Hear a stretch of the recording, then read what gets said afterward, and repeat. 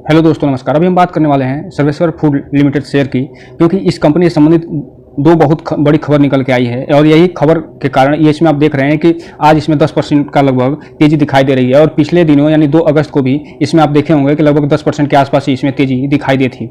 अभी और जो न्यूज़ निकल के आया है उसके बारे में हम डिटेल से देखेंगे। वो जो न्यूज़ आया है वो स्प्लिट और बोनस से संबंधित है। और जो भी ये जो कंपनी है ये इतना अच्छा खासा ये बोनस और स्प्लिट का अनाउंस करी है कि आप देखेंगे कि ये जो 130 रुपये का आसपास ये आपको जो शेयर मिल रहा है वो इतने कम वैल्यूएशन पे आ जाएगा कि इसमें जो रिटेल इन्वेस्टर हैं उनके लिए ये सुविधाजनक हो जाएगा। तो हम ये वही देखेंगे कि कितना बोनस देगी और कितना स्प्लिट देगी, और साथ ही साथ ये भी देखने का प्रयास करेंगे कि इसका फंडामेंटल क्या है, क्या हम इस बोनस और स्प्लिट के चक्कर में इन्वेस्टमेंट करें कि नहीं करें, और ये भी देखने का प्रयास करेंगे कि ये कंपनी क्या करती है और इसका फंडामेंटल क्या है। ये पूरा हम डिटेल से इस वीडियो में एनालिसिस करने वाले हैं। और साथ ही साथ इसका जो नोटिफिकेशन आया है बोनस और स्प्लिट से संबंधित उसके बारे में भी हम चर्चा करने वाले हैं। थोड़ा सा हम इसके चार्ट पैटर्न की बात कर लें तो आप ये देख रहे हैं कि वर्तमान में लगभग 10% की तेजी के साथ 123 रुपये 30 पैसे के आसपास ट्रेड कर रही है। अगर 5 दिन के चार्ट पैटर्न की बात करें तो ये देख रहे हैं कि लगभग 24% का पॉजिटिव रिटर्न निकाल के दी है। एक महीने में इसने लगभग अपने शेयर होल्डरों को लगभग 80% का पॉजिटिव रिटर्न निकाल के दिया है। वहीं 6 महीने की बात करें तो इसने 6 महीने अपने शेयर होल्डर को लगभग 60% का रिटर्न निकाल के दिया है। एयरटेल की बात करें तो इसने लगभग 40% का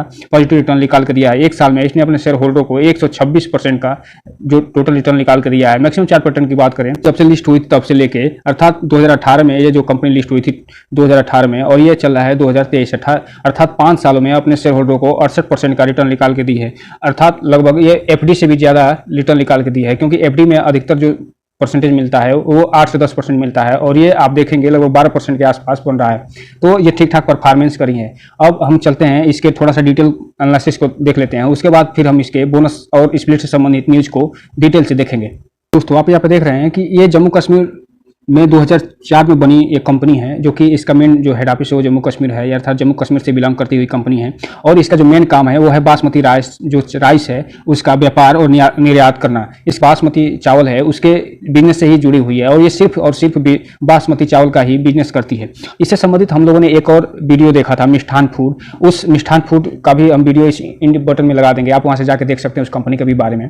वो भी जो कंपनी है वो भी बासमती चावल से ही संबंधित है। एक तरीके से कहा जाए तो ये मिष्ठान फूड का ये कंपटीटर है सर्वेश्वर फूड। हालांकि मिष्ठान फूड इस समय 13 रुपये के आसपास ट्रेड कर रहा है, लेकिन ये जो कंपनी है इसमें आप देख रहे होंगे कि लगभग 123 रुपये के आसपास ट्रेड कर रही है। और यहाँ पे देख रहे हैं कि कंपनी के उत्पाद श्रृंखला भारतीय बासमती चावल 1121 बासमती चावल, पूसा बासमती चावल, शरावती बासमती चावल, अर्थात ये जो कंपनी है ये पूरा एक अच्छे खासे बासमती का जितने ब्रांड हैं लगभग धारण की हुई है, और इसी से संबंधित उत्पादन और इसका निर्यात करती है।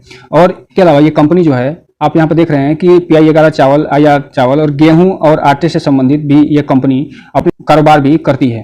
हालांकि ये कंपनी अभी आप देख रहे हैं कि न केवल आटे के सेगमेंट में भी उतरी हुई है बल्कि मसालों के भी सेगमेंट में उतर गई है, और इसने अपना एक ब्रांड लॉन्च किया है, और वो जो बताया है कि हमारा जो एक मसाला है वो भी इस मार्केट में आ गया है। अर्थात ये कंपनी अब अपना सेक्टर जो बढ़ा रही है और बासमती चावल से ऊपर उठकर आटे और मसाले तक पहुंच रही है, और साथ ही साथ आने वाले समय में देखेंगे कि ये कंपनी और आगे बढ़ने की कोशिश करेगी। अब हम अगर इसके भौगोलिक विभाजन की बात करें तो आप देख रहे हैं कि इसका लगभग 96% जो भी व्यापार होता है वो डोमेस्टिक क्षेत्र से होता है, और मात्र 4% का ही व्यापार ये जो है करती है एक्सपोर्ट से। ये जो डेटा ये बता रही हैं जो फाइनेंशियल ईयर 2021 का बता रहे हैं, अर्थात इसका डोमेस्टिक क्षेत्र मजबूत है, और लगभग ये मान के चलिए कि 90% से ज़्यादा अभी भी व्यापार ये डोमेस्टिक क्षेत्र में करती है, और लगभग 10% का जो व्यापार करती है वो एक्सपोर्ट से करती है। अर्थात इसका जो एक्सपोर्ट में अभी भी ग्रोइंग करने का बहुत बड़ा चांस बना हुआ है। इस कंपनी के बारे में आप देख रहे हैं कि ये इसके जो टोटल 120 डिस्ट्रीब्यूटर हैं वो भी भारत में लगभग 15 स्टेट में काम करते हैं। इसके अलावा ये 10 कंट्री में भी अपने व्यापार को करती है। उस 10 कंट्री में ये जो शामिल हैं आप देख रहे हैं कि ये USA है, चाइना है, मिडिल ईस्ट है। इसके अलावा और जो हैं वो हैं यूरोपियन कंट्रीज, अर्थात इसमें मेन जो इसका मार्केट है ये यूरोप है, USA है, इसके अलावा चाइना भी आप देख रहे हैं। तो ये अच्छा खासा अपना बिजनेस ग्रो कर रही है। अब हम अगर इसके मैन्युफैक्चरिंग हब की बात करें तो आप यहाँ पर देख रहे हैं कि इसके टू राइस मिल हैं इसका जो जम्मू कश्मीर में, और इसके अलावा एक गुजरात में भी इसने अपना जल्दी ही खोला हुआ है। आप यहाँ पर देख रहे हैं कि 14 टन पर हॉर्स इसका उत्पादन होता है, और इसके अलावा ये आप देख रहे हैं गुजरात में एक इस्टेब्लिश कर रही है कंपनी अपना जो फाइनेंशियल ईयर 2021 में, और यहाँ पे जो उत्पादन करती है वो ये आप देख रहे हैं कि यहाँ पे basmati rice, brown rice and sela rice आदि का उत्पादन यहीं से करती है। हम इसके फंडामेंटल की बात करें तो आप यहाँ पर देख रहे हैं कि इसका जो मार्केट कैप है वो है 357 करोड़ के आसपास, अर्थात ये एक स्मॉल कैप कंपनी है जो इसमें देख रहे हैं कि 123 रुपये पे है। अगर ये गिरने पे आ जाए तो ये मान के चलिए कि ये 10 रुपये पे भी आ सकती है, अर्थात इतनी इसमें गिरावट संभव है क्योंकि ये स्मॉल कैप कंपनी है। तो आप इसमें इतना ही पैसा इन्वेस्ट करिएगा कि जितना आपकी क्षमता हो। आप सिर्फ बोनस और स्प्लिट के चक्कर में आप इन्वेस्टमेंट करने का प्रयास कम करिएगा। ये इसका फंडामेंटल पूरा अभी हम तो देखेंगे ही, अपने स्तर पर भी आप जांचने का प्रयास करिएगा और फिर अपने वित्तीय सलाहकार से जरूर सलाह लीजिएगा कोई भी इन्वेस्टमेंट करने से पहले। तो आप देख रहे हैं कि इसका जो मार्केट है 357 करोड़ का है। इसका जो पी रेशियो है, स्टॉक पी रेशियो, वो 45.8% के आसपास है, अर्थात इसका आप देख रहे हैं कि इसमें अभी भी वैल्यूएशन इसका थोड़ा सा हाई है और ये 45.8 के आसपास है।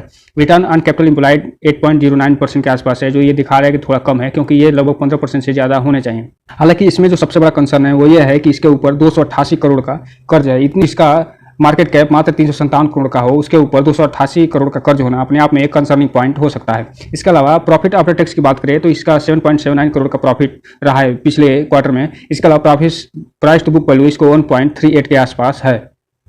अब हम अगर इसके करंट प्राइस की बात करें तो 123 रुपये के आसपास ये ट्रेड कर रही है। 87 इसका बुक वैल्यू है। 4.13% इसका रिटर्न इक्विटी है जो कि कम है, जो 15% के आसपास है, उससे ज़्यादा होना चाहिए। पेग रेशियो इसका माइनस में है, जो ये दिखा रहा है कि इसका प्राइस टू अर्निंग रेशियो तो ठीक ठाक चल रहा है लेकिन इसकी में ग्रोथ उतनी अच्छी दिखाई नहीं दे रही है। प्रोमोटर होल्डिंग पैटर्न इसमें अच्छा है और लगभग 56% के आसपास है, अर्थात अभी हम इसको भी डिटेल में देखेंगे कि इसमें भी कुछ कमी आई हुई है समय के साथ। हालांकि इसका जो 52 वीक हाई और लो की बात करें तो आप यहाँ पे देख रहे हैं इसका 52 वीक हाई है 123 रुपये, जो कि अभी भी बनाया हुआ है। वर्तमान में ये 123 रुपये के आसपास ही चल रहा है। 52 वीक लो की बात करें तो आप यहाँ पे देख रहे हैं 43 के आसपास है, जो कि इससे लगभग 2 से 3 गुना ये हो गया है। ये डिविडेंड यील्ड नहीं देती है। क्यों नहीं देती है? क्योंकि ये जो है अभी नई कंपनी है और ये अभी कुछ डिविडेंड यील्ड नहीं देती है। इसका फेस वैल्यू है 10 रुपये और चूंकि आप देख रहे हैं कि 10 वैल्यू है, ये आपको देखेगा कि सितंबर तक कि ये 10 जो है 1 हो जाएगा, अर्थात एक शेयर के बदले आपको 10 शेयर प्राप्त होने वाले हैं। और इससे संबंधित जो न्यूज है हम आगे देखने वाले हैं। और इसका जो इंडस्ट्री पी रेशियो है वो 40 के आसपास है और इसका जो स्टॉक पी रेशियो हम अभी देखे थे लगभग 45 के आसपास, तो अर्थात इंडस्ट्री पी रेशियो के आसपास ये ट्रेड कर रही है। इसका जो प्लीज है ये 0 है, अर्थात प्रमोटर ने अपना कोई भी शेयर प्लीज नहीं रखा है।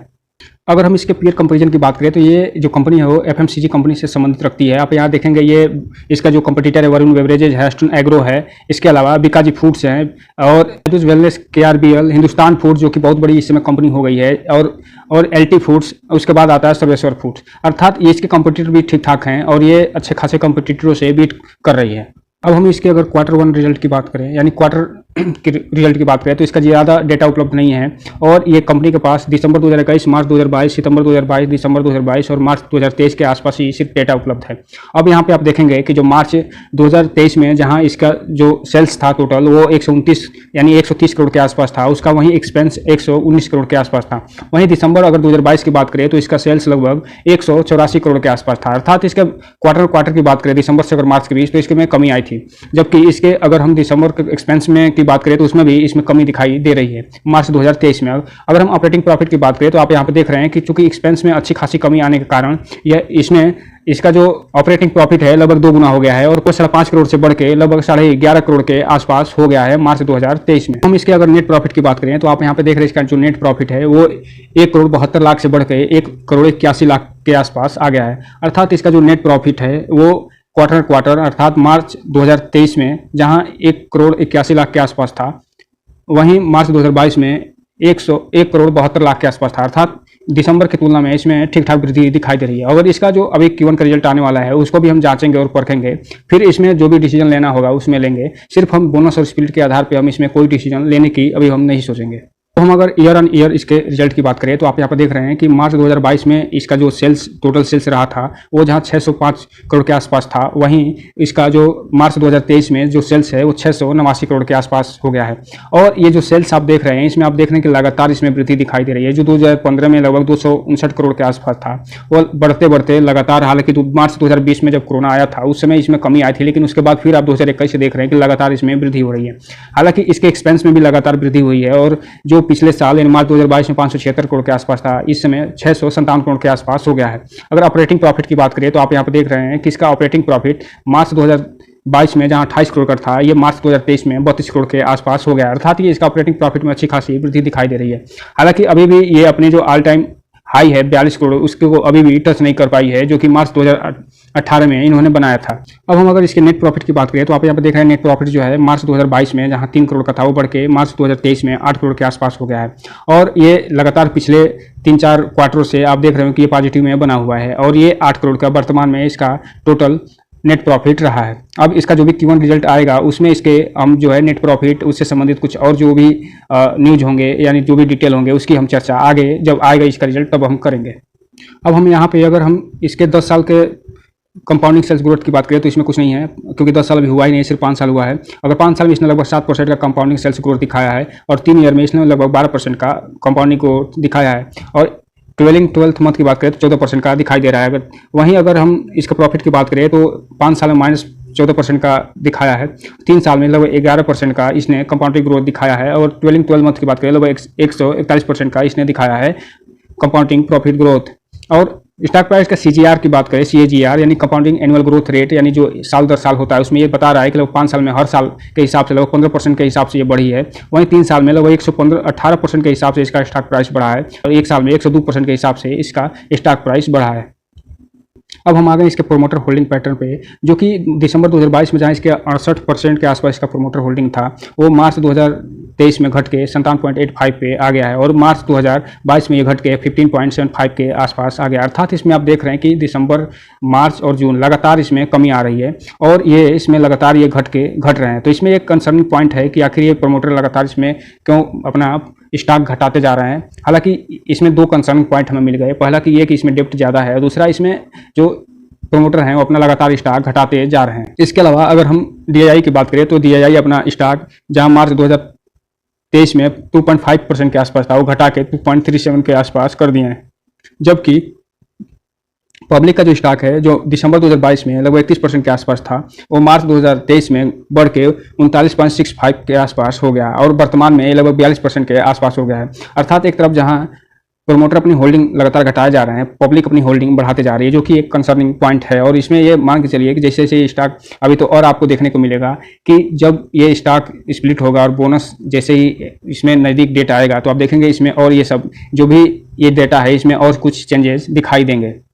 तो दोस्तों ये रहा इसका फंडामेंटल एनालिसिस और इसमें हमने जाना कि ये जो है कंपनी अभी थोड़ा कुछ मानकों पे सही नहीं है, जैसे डेप्ट के मानक पे और प्रमोटर होल्डिंग के मानक पे, इसके घटाने के मानक पे। हालांकि इसका सेल्स और ग्रोथ तो ठीक ठाक रहा है पिछले 3-4 सालों में और ये आने वाले समय में मिष्ठान फूड जैसे ठीक ठाक स्टॉक को भी टक्कर देने की क्षमता रखती है। आप यहाँ पर देख रहे हैं कि इसमें जो बताया गया कि शेयर मार्केट को दी गई जानकारी के मुताबिक कंपनी बताया कि 10 शेयर के फेस वैल्यू वाले एक शेयर का हम बंटवारा करेंगे यानी स्प्लिट करेंगे और 10 स्टॉक वैल्यू में इसका किया जाएगा। अर्थात इसका जो स्प्लिट करके जो 10 का जो इसका वैल्यू है वो 1 पे लाया जाएगा। और साथ ही साथ इसने ये भी कहा है कि जो एक शेयर जिनके पास है उनको 2 हम बोनस शेयर प्रदान करेंगे, वही इन्होंने बताया हुआ है। यानी जिस कंपनी के पास कंपनी के 1 शेयर रिकॉर्ड तारीख के उनके पास होंगे वो उनके पास ये 30 शेयर हो जाएंगे उनके शेयर होल्डिंग में, अर्थात उनके डीमेट अकाउंट में 1 शेयर जिनके पास होंगे वो 30 शेयर हो जाएंगे। हालांकि अभी इसका रिकॉर्ड डेट नहीं आया है और बोनस इश्यू की भी घोषणा अभी नहीं की गई है। तो चलिए हम थोड़ा सा इसके जो BSE पे इन्होंने अपना या फिर NSE पे इन्होंने जो अपना नोटिफिकेशन दिया है उसको हम देख लेते हैं। तो दोस्तों ये रहा नोटिफिकेशन, आप यहाँ पे देख रहे हैं कि ये 2 अगस्त को इन्होंने दिया हुआ है और इन्होंने पहले ही पॉइंट में इन्होंने बताया हुआ है, आप यहाँ पे देखिए ध्यान से, कि ये एक जो इन्होंने इक्विटी शेयर है वो आपको 1 रुपये पे लेके आएंगे जो फेस वैल्यू है 10 रुपये का और इनको आप प्रदान किया जाएगा, ये आप देख रहे हैं, ये इस सेगमेंट को आप पढ़िए, इनको आप प्रदान किया जाएगा लगभग 10 शेयर, अर्थात 1 शेयर के बदले इनको मिलेगा स्प्लिट के माध्यम से 10 शेयर। ये इन्होंने इसी पॉइंट में बताया हुआ है। वहीं जो दूसरा पॉइंट बताया है आप यहाँ पे देखिए कि ये जो चौथा जो प्रपोजल, चौथे पॉइंट को ध्यान से देखिए, इसमें जो बताया है कि 2:1 के रेशियो में हम इसमें बोनस भी देने वाले हैं। अर्थात जिनके पास 1 शेयर होंगे उनको हम 2 शेयर प्रदान करेंगे। अर्थात एक तरफ जहां 1 के बदले 10 शेयर ये देंगे और फिर इस 10 में अगर हम बात करें तो 10 शेयर का ये 30 शेयर हो जाएगा। अर्थात ये 2 यानी 1 शेयर का ये 2 शेयर देंगे बाद में, और पहले ये क्या करने वाले हैं कि 1 शेयर को स्प्लिट करके 10 पे लाने वाले हैं। यानी जो 10 रुपये का फेस वैल्यू है वो 1 रुपये का हो जाएगा, अर्थात एक शेयर 10 शेयर बन जाएगा। उसके बाद फिर उस 10 शेयर का 2:1 के रेशियो में बोनस देने वाले हैं, अर्थात जिनके पास 1 शेयर होगा उनको 2 शेयर मिलेगा, यानी जिनके पास 10 शेयर होगा उनके पास 30 शेयर हो जाएंगे। तो यही इन्होंने घोषणा की है, और जब से ये घोषणा की है तब से आप देख रहे होंगे कि इसके कंपनी में लगातार इसमें वृद्धि मतलब तेजी दिखाई दे रही है, और पिछले 2 दिनों में लगभग 20% के आसपास ये रिटर्न निकाल के अपने शेयर होल्डरों को दे दी है। तो दोस्तों इस टोटल वीडियो में हमने देखा कि इसका फंडामेंटल जो कि ठीक ठाक ही है, और इसका बोनस और स्प्लिट का जो भी न्यूज़ था हमने देख लिया, और इस वीडियो को देखने के बाद हम इस नतीजे पर पहुंचे हैं कि इसमें आप बोनस और स्प्लिट के चक्कर में तो मत जाइएगा। इसका फंडामेंटल हालांकि ठीक ठाक है, अगर आप चाहें तो इसमें इन्वेस्ट कर सकते हैं, लेकिन इन्वेस्ट करने से पहले आप अपने फाइनेंशियल एडवाइजर से सलाह जरूर ले लें, और साथ ही साथ अपने स्तर पर भी थोड़ा सा जाँच परख कर लें कि आने वाला इसका भविष्य क्या होगा। हालांकि इसका Q1 का रिजल्ट भी आने वाला है, तो हम जो डिसीजन लेने वाले हैं वो Q1 रिजल्ट को भी थोड़ा सा देखने के बाद ही जो डिसीजन लेना होगा लेंगे। तो इस वीडियो को दोस्तों लाइक करें, सब्सक्राइब करें, और घंटा दबाना तो बिल्कुल ना भूलें, ताकि नए वीडियो की जो अपडेट है आपको समय समय पर मिलती रहे। जय हिंद दोस्तों।